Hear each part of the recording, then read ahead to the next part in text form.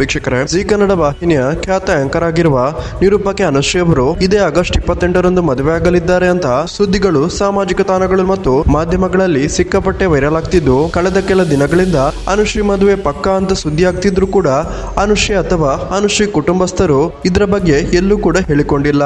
ಆದ್ರೆ ಈಗ ಆಂಕರ್ ಅನುಶ್ರೀ ಅವರೇ ಇದರ ಬಗ್ಗೆ ಮೌನವನ್ನ ಮುರಿದಿದ್ದು, ಕೊನೆಗೂ ನಿರೂಪಕಿ ಅನುಶ್ರೀ ಅವರು ಇದರ ಬಗ್ಗೆ ಸತ್ಯವನ್ನ ಎಲ್ಲರ ಜೊತೆಗೂ ಹಂಚಿಕೊಂಡಿದ್ದಾರೆ.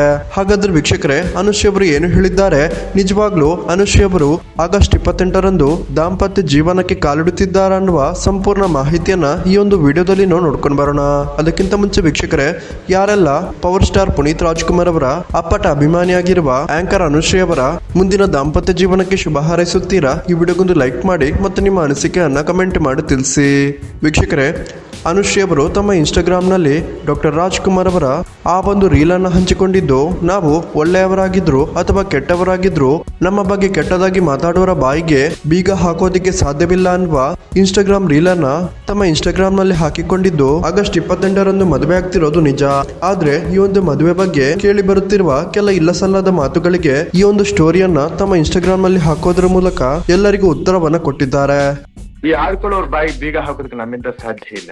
ಒಳ್ಳೆಯವರಾಗಿದ್ರು ಆಡ್ಕೋತಾರೆ, ಕೆಟ್ಟವರಾಗಿದ್ರು ಆಡ್ಕೋತಾರೆ.